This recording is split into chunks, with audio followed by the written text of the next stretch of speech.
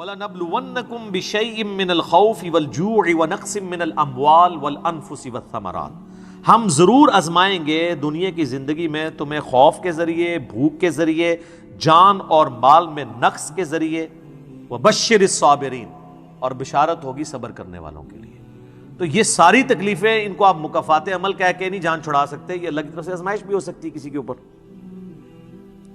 اور صبر کرنے والوں کے لیے بشارت ہے، اور ان کی نشانی کیا ہے؟ الذین اذا اصابتهم مصیبہ، جب کبھی انہیں کوئی مصیبت پہنچتی ہے تو وہ کہتے ہیں قالوا انا للہ وانا الیہ راجعون، بھئی ہم بھی تو اللہ کی طرف سے آئے تھے، ہمیں بھی لوٹ کے اللہ کے پاس جانا ہے، اگر کوئی تکلیف آئی ہے تو یہ بھی چلی جائے گی نا۔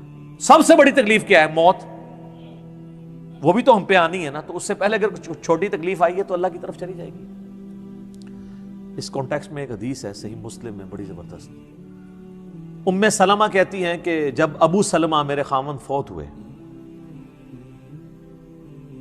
مجھے ان کی فوتگی کی خبر ملی تو میں نے حضور سے ایک دعا سن کے یاد کر رکھی تھی کہ جو کوئی وہ دعا مانگ لے گا اللہ تعالیٰ اس سے بہتر اسے نعم البدل دے دے گا، اور وہ دعا آدھا پورشن تو یہی ہے، سورۃ البقرہ کی آیت نمبر 156، انا للہ وانا الیہ راجعون۔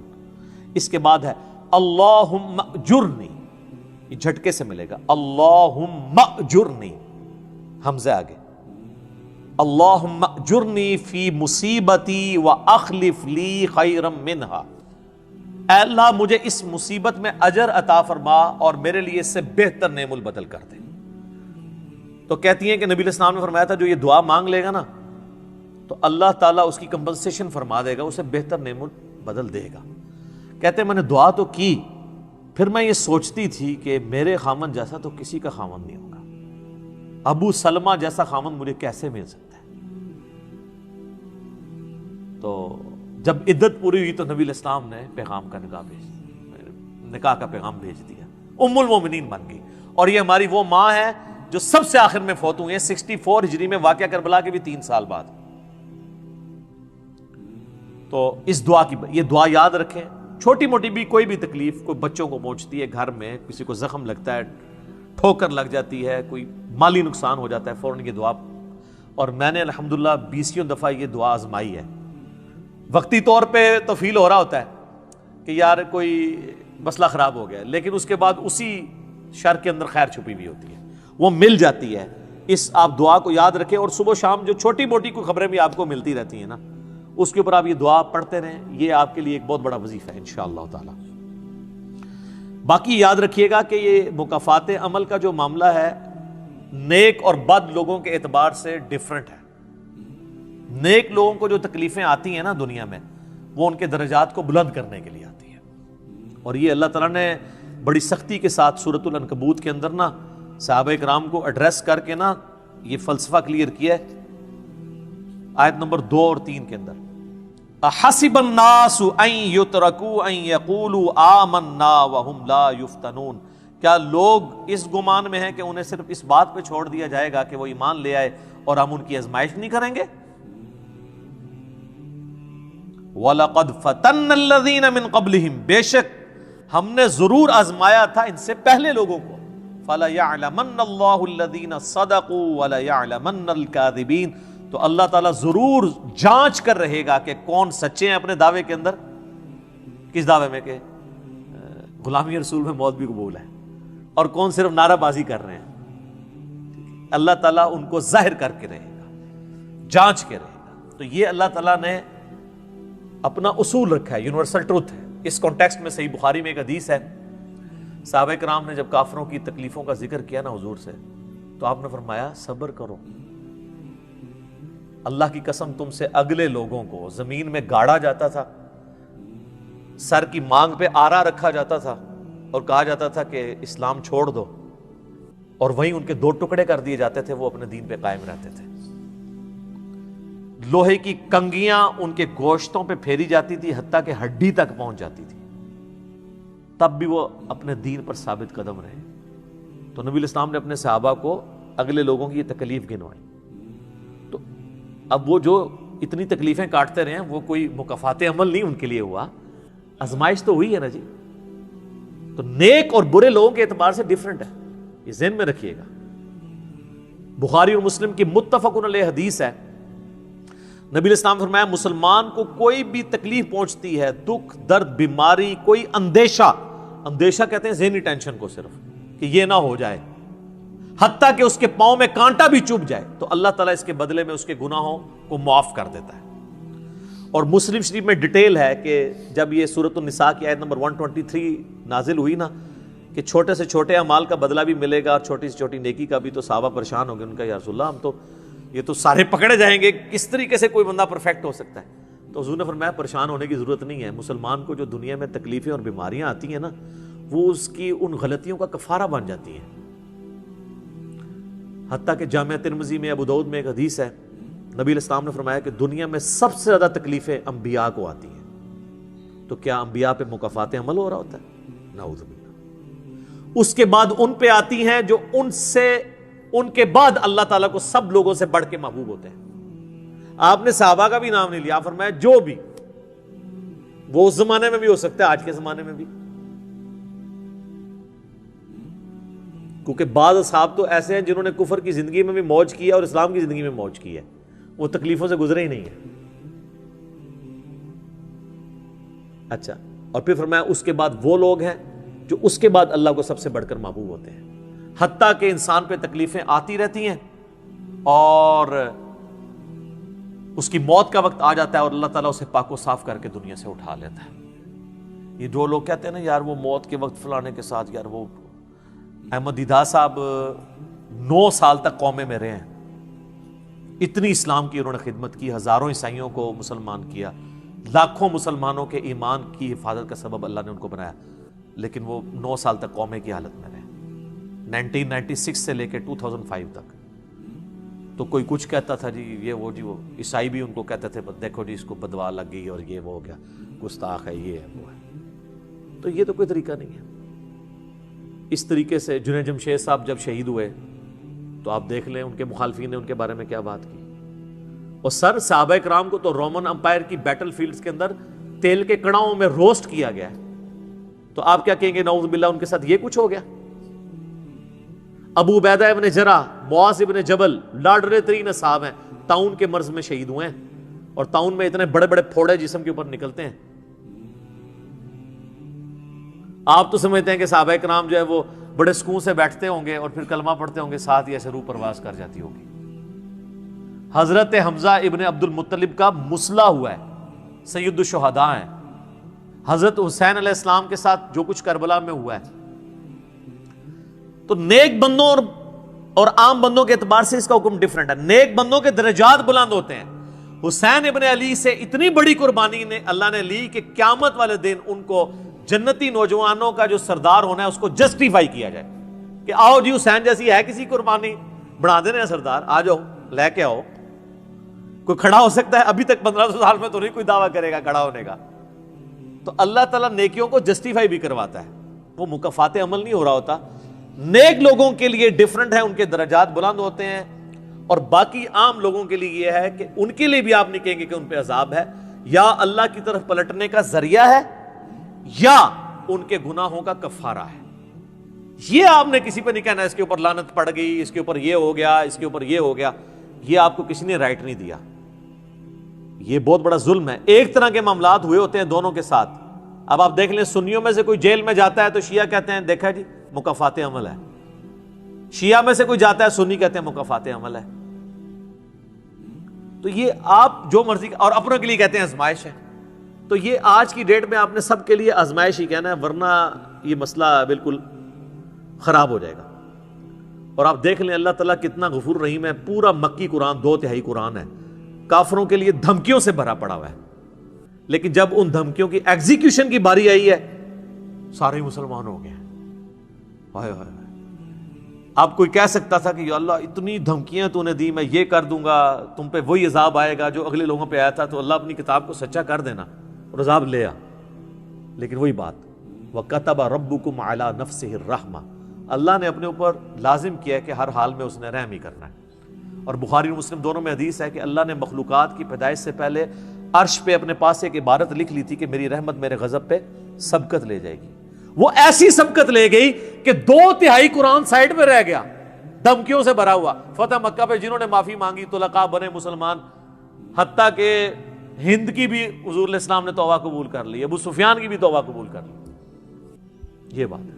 لا تثریب علیکم اليوم, آج تم پر کوئی گرفت نہیں ہے. جو حضرت یوسف نے آیت پڑھی, وہ جو الفاظ ہیں نا قرآن میں سورہ یوسف میں, وہی نبی علیہ السلام نے آیت پڑھ دی. تو یہ اللہ تعالیٰ کی رحمت ہے. ہم اللہ تعالیٰ سے اللہم انی اسألک من فضلک ورحمتک, آمین. اللہ جی, اللہ تعالیٰ سے خیر مانگنا چاہیے, اللہ تعالیٰ کی طرف رجوع لانا چاہیے. اس حوالے سے بخاری اور مسلم دونوں میں حدیث ہے. میں اب آپ کو تھوڑے وظیفے بھی بتا دوں نا. ظاہر آزمائشیں تو ہر بندے پہ آتی ہیں, اللہ کی طرف رجوع بھی لانا چاہیے. ان آزمائشوں سے نکلنے کا طریقہ کیا ہے؟ بخاری اور مسلم دونوں میں حدیث ہے. نبی صلی اللہ علیہ وآلہ وسلم کے بارے میں انس بن مالک کہتے ہیں کہ نبی علیہ السلام کی اکثر دعا یہی ہوا کرتی تھی, اللہم ربنا آتنا فی الدنیا حسنہ وفی الآخرۃ حسنۃ وقنا عذاب النار, آمین. یہ بخاری مسلم میں بھی ہے, سورۃ البقرہ کی آیت نمبر 201 ہے. اے اللہ ہمیں دنیا میں بھی بھلائیاں عطا فرما اور آخرت میں بھی بھلائیاں عطا فرما, اور آخرت کی سب سے بڑی بھلائی بھی ساتھ مانگ لی, وقنا عذاب النار, آگ کے عذاب سے ہمیں بچا لے, آمین. یہ اکثر آپ کی دعا ہوتی تھی. اس کانٹیکسٹ میں ایک حدیث ہے بڑی انٹرسٹنگ, صحیح مسلم میں.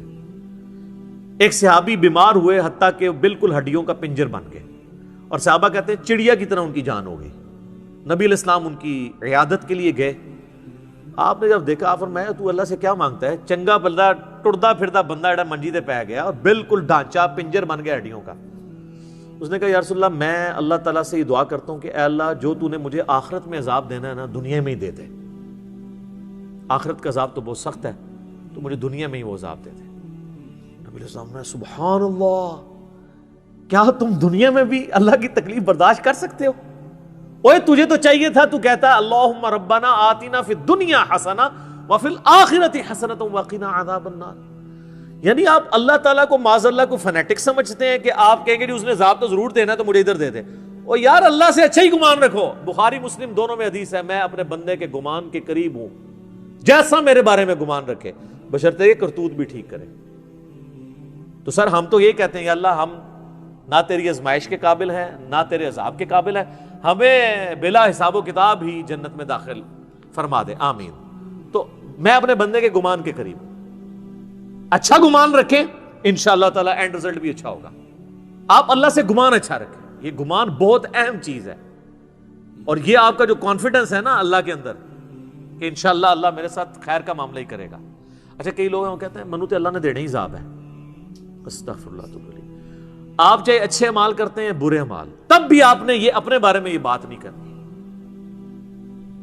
یہ تو اور کسی کے بارے میں تو آپ نے سوچنا بھی نہیں سر, وہ تو کہانی ختم.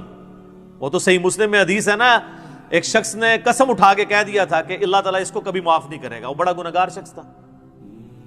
اللہ کی بارگاہ میں پہنچے, اللہ نے فرمایا تو نے میرے بھی آپ پہ کیسے قسم کھا دی؟ جا, میں نے اس کو معاف کیا, تجھے دوزخ میں پھینکا. لا يسأل عما يفعل وهم يسألون, سورۃ الانبیاء کی آیت ہے. اللہ کو کوئی نہیں پوچھ سکتا اس نے یہ کیوں کیا, وہ سب کو پوچھ سکتا ہے کہ انہوں نے یہ کیوں کیا. یہ اللہ تعالیٰ کے بارے میں ناشکری پھیلانا سورہ الزمر میں ہے, لا تقنطوا من رحمت اللہ, اللہ تعالیٰ کے بارے میں مایوسی عوام کے اندر پھیلانا. لیکن اس کا دوسرا پہلو بھی غلط ہے کہ آپ رحمت کی آیتیں پڑھ کے تو لوگوں کے کام چوک کے رکھو, وہ بھی دوسری ایکسٹریم ہے, وہ بھی نہیں ہونی چاہیے. رحمت سے دھوکہ بھی نہیں کھانا, ہاں اعمال پورے کرنے ہیں اور پھر اللہ سے امید بھی رکھنی ہے. جو سیدنا ابوبکر نے حضرت عمر کو وصیت کرتے ہوئے کیا کہا تھا, کیا عمر جب تو جنتیوں کی طرف دیکھے نا تو دعا کرنا کہ میں بھی ان میں شامل ہو جاؤں, اور جب بھی تو جہنمیوں کا ذکر لائے تو اللہ صلی اللہ علیہ وسلم سے پناہ مانگنا کہ کہیں میں ان میں شامل نہ ہوں. انہوں نے آگے سے کہا کہ میں عشرہ مبشر ہوں. ٹھیک ہے, یہ معاملہ بہت سینسٹیو ہے. جن کو اللہ کا تعارف ہے نا تو وہ ان کی زندگی بڑے ڈر ڈر کے گزرتی ہے. تو یہ حدیث میں نے اس لیے بتا دی. ایک اور ذریعہ ہے ان آزمائشوں سے نکلنے کا. صحیح بخاری اور مسلم دونوں میں حدیث ہے, جس کی یہ خواہش ہے کہ اللہ اس کی عمر دراز کر دے اور اس کے رزق میں کشادگی دے دے. رزق میں دنیا کی ہر نعمت شامل ہے. ہم تو دولت ہی سمجھتے ہیں نا, اچھی صحت بھی رزق ہے, اچھی اولاد بھی رزق ہے, اچھی صحت بھی رزق ہے, مال کی فراوانی بشرطے کہ وہ فطرے میں نہ ڈال دے وہ بھی رزق ہے. ہر چیز دنیا میں جتنی بھی اہمیت ہے کی چیزیں جو ہم سمجھتے ہیں. تو بخاری اور مسلم دونوں میں الفاظ ہیں جس کی یہ خواہش ہے اس کی عمر دراز ہو جائے اور اس کے رزق میں کشادگی ہو تو اپنے رشتہ داروں کے ساتھ حسن سلوک کرے. یہ ہے جناب وہ کام کرنے کا. حسن سلوک خالی ان کو تسلیاں نہیں دینا. ظاہر ہے قرآن اور حدیث میں جب رشتہ داروں سے صلہ رحمی کا ذکر آتا ہے تو یہ ہے کہ ان کے ساتھ قطع تعلق ہی نہیں کرنی, دوسرا ان کی فائنینشیل سپورٹ کرنی ہے. اس لیے آپ دیکھیں سب سے زیادہ حقدار زکوٰۃ کے صدقات کے آپ کے بہن بھائی ہیں, سب سے قریبی رشتہ وہ ہے, اس کے بعد کوئی اور حقدار ہے. باقی اس پہ تو امت کا اجماع ہے کہ جو صدقات اللہ کی راہ میں آپ کرتے ہیں اس سے اللہ تعالیٰ تکلیف ٹالتا ہے. منت سے نہیں ٹلتی. بخاری مسلم میں حدیث ہے کہ منت سے کنجوس کا مال ہی نکلتا ہے, تکلیف نہیں ٹلتی. لاجیکل ہے. منت تو یہ کہ یا اللہ پہلے یہ کر تو میں کراں گا, اور صدقے میں کیا ہے, یا اللہ میں نے تیری طرف سے تیری راہ میں یہ صدقہ کیا اور میں اس نیک عمل کا وسیلہ تجھے پیش کرتا ہوں, میرا مسئلہ حل کر دے. جو بخاری مسلم میں حدیث ہے 3 لوگ غار میں پھنس گئے تھے, انہوں نے اپنے پرانے اعمال کا واسطہ پیش کیا تھا. یہ نہیں کہا کہ یا اللہ ایک بار کاٹ دیتے سی یہ کریں گے, پھر کون سی نکلنا. انہوں نے اپنے پرانے کیے ہوئے اعمال کا وسیلہ اللہ کے حضور پیش کیا, جو قرآن میں بھی ہے وَاسْتَعِينُوا بِالصَّبْرِ وَالصَّلَاةِ. صبر اور نماز کے ذریعے اللہ کی مدد چاہو, جس سے وہ کہتے ہیں جی اس سے غیر اللہ کی مدد ثابت ہوتی ہے. تو کوئی کہتا ہے المدد یا صبر, المدد یا نماز, وہ اس کا مطلب ہے صبر اور نماز سے اللہ کی مدد, کیونکہ آگے آتا ہے ان اللہ مع الصابرین, بے شک اللہ تعالیٰ صبر کرنے والوں کے ساتھ ہے. تو نیک اعمال کا وسیلہ آپ اللہ کے حضور پیش کریں. تو صدقہ اور خیرات کرنا یہ اللہ تعالیٰ کی طرف سے آئی ہوئی تکالیف کو, بلاؤں کو ٹال دیتا ہے. ایک چٹکلا عرض کر دیں. صدقہ وہ چیز ہے جو بلا کو کھا جاتی ہے, اور مولوی وہ بلا ہے جو صدقے کو بھی کھا جاتی ہے. ہاں صدقہ کس کو دیتے ہیں سر, دیکھا کتنی بڑی بلا ہے. بلاواں نو جڑی چیز کھاندی ہے وہ صدقہ ہے, اور جو صدقے نو بھی کھا جائے سب تو بڑی بلا وہ مولوی ہے. اچھا یہ چٹکلے کے طور پہ اس کو نیگیٹو کسی نے نہیں لینا, میں نے ایک مزاح کے طور پہ بات کی, اس کا اس ٹاپک کے ساتھ کوئی تعلق نہیں ہے, چونکہ ایک مشہور ہے چیز. تو یہ میں نے آپ کو ایک دعائیں, اذکار اور پھر اعمال بھی بتا دیے. آخر میں 2 دعائیں میں وہ جو بیان کی تھی ان کو ریپیٹ کر دیتا ہوں. ایک پریونٹیو دعا ہے. یہ 2 علاج ہوتے ہیں نا, پریونٹیو اور کیوریٹیو. پریونٹیو علاج یہ ہوتا ہے کہ بیماری ہونے سے پہلے علاج کیا جائے, جیسے ویکسین ہے. آج کل وہ کہہ رہے ہیں نہیں کورونا کی ویکسین بن گئی ہے کہ وہ لگوا لیں تو تکلیف ہوئی نہ. ایک ہوتا ہے کیوریٹیو علاج کہ بیماری ہو گئی ہے تو اب علاج کیسے کرنا ہے. تو پریونٹیو علاج جو دعائیں ہیں نا وہ ہے اللہم ربنا آتنا فی الدنیا حسنہ وفی الآخرۃ حسنۃ وقنا عذاب النار.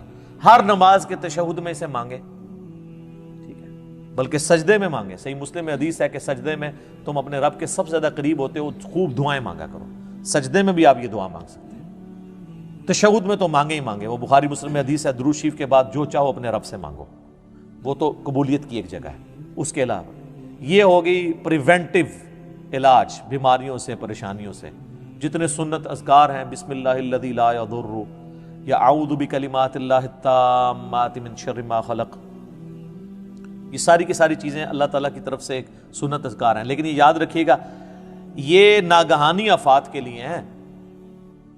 یہ نہیں ہے کہ بسم اللہ پڑھ کے ساکٹ میں انگلی دے دے یا بسم اللہ الذی لا یضر پڑھ کے تو کوبرے سے کھیلنا شروع کر دے, نہیں, وہ پھر آپ اپنے اوپر تقدیر خود غالب کروا رہے ہیں, پھر یہ اذکار نہیں اثر کریں گے. یہ ناگہانی آفات کے لیے. جب کوئی شخص اپنے اوپر خود تقدیر غالب کر لیتا ہے نا پھر وظائف ہو جاتے ہیں سائڈ کے اوپر. یہ ذہن میں رکھیے گا. پھر بھی جو تکلیفیں آنی ہے نا وہ تو آنی ہے اللہ کی طرف سے آزمائش والی. وہ تو ہمیں یہی ایٹیچیوڈ ہے کہ ہم اللہ تعالیٰ کی طرف رجوع لائیں, اور وہی ہے کیوریٹیو علاج کہ جب کسی پہ تکلیف آ جائے تو اب کیا کرنا ہے. اس نے کہنا ہے انا للہ و انا الیہ راجعون اللہم اجرنی فی مصیبتی و اخلف لی خیرا منہا. یہ مکافات عمل کا سارا ٹاپک اس کا اینڈ میں کروں گا سورہ الحدید کی ان 2 آیات کے اوپر, جس کے بعد صبر آ جائے گا سب کو کہ اللہ تعالیٰ نے یہ تکلیف کا سلسلہ دنیا میں جو رکھا ہوا ہے اس پہ صبر کے لیے کیا ترغیب دلائی ہے. آیت نمبر 22 اور 3، ما اصاب من مصیبت فی الارض ولا فی انفسکم، کوئی مصیبت بھی ایسی نہیں کہ زمین میں آئے۔ زمین میں کیا مصیبت آتی ہے؟ زلزلہ، وبائی امراض، سیلاب، طوفان، ولا فی انفسکم، اور نہ کوئی ایسی مصیبت کہ تمہاری جان میں آئے۔ جان میں ہر طرح کی بیماری، کسی کو بلڈ کینسر ہو گیا، کسی کے گردے فیل ہو گئے، کسی کو ہیپاٹائٹس ہو گیا، تو اللہ فرماتا ہے الا فی کتاب من قبل ان نبرأھا، یہ ہم نے لوح محفوظ پہ پہلے ہی لکھا ہوا ہے، اس سے پہلے کہ ہم یہ تکلیف بھیجیں۔ کام ہی ختم ہو گیا۔ اللہ کہتا ہے ہم نے تو یہ طے کیا، یہ ڈیسٹنی ہے، تمہاری تقدیر ہے۔ ان ذالک علی اللہ یسیر، یاد رکھنا یہ اللہ کے لیے بڑا احسان ہے، بہت آسان ہے۔ کوئی یہ بھی کہہ سکتا ہے کتنا ہو گیا، پہلے ہی اللہ کو پتا ہے، اللہ کے علم کے لیے آسان ہے۔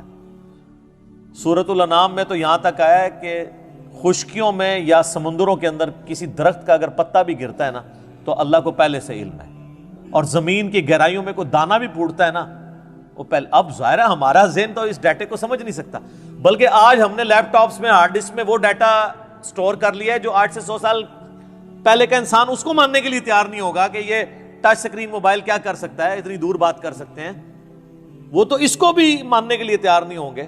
لیکن ہو گیا ہے نا کہ انسان کو اللہ نے ترقی کرائی ہے، تو اللہ کا علم تو بہت کامل ہے۔ لِكَيْ لَا تَأْسَوْا عَلَىٰ مَا فَاتَكُمْ، یہ ہم نے اس لیے کیا، یعنی ہم نے تقدیر میں پہلے یہ چیزیں لکھی تھی تاکہ تم مت افسوس کرو اس چیز پہ جو تم سے چھین لی جائے۔ وَلَا تَفْرَحُوا بِمَا آتَاكُمْ، اور اس پہ شیخی مت بگاڑنا جو اللہ نے تمہیں دی ہے۔ اللہ کسی سے لے کے ازماتا ہے تو کسی کو دے کے بھی ازماتا ہے۔ وَاللَّهُ لَا يُحِبُّ كُلَّ مُخْتَالٍ فَخُورٍ، اور اللہ تعالیٰ پسند نہیں کرتا ہر شیخی بگاڑنے والے کو، جو بات بات کے اوپر شیخی بگاڑتا ہے۔ کسی کے پاس اگر کوئی اللہ کی طرف سے نعمتیں ہیں تو وہ اللہ کا شکر ادا کرے، اور اگر کسی کے اوپر آزمائش کا وقت ہے تو وہ اللہ کی طرف رجوع لائے۔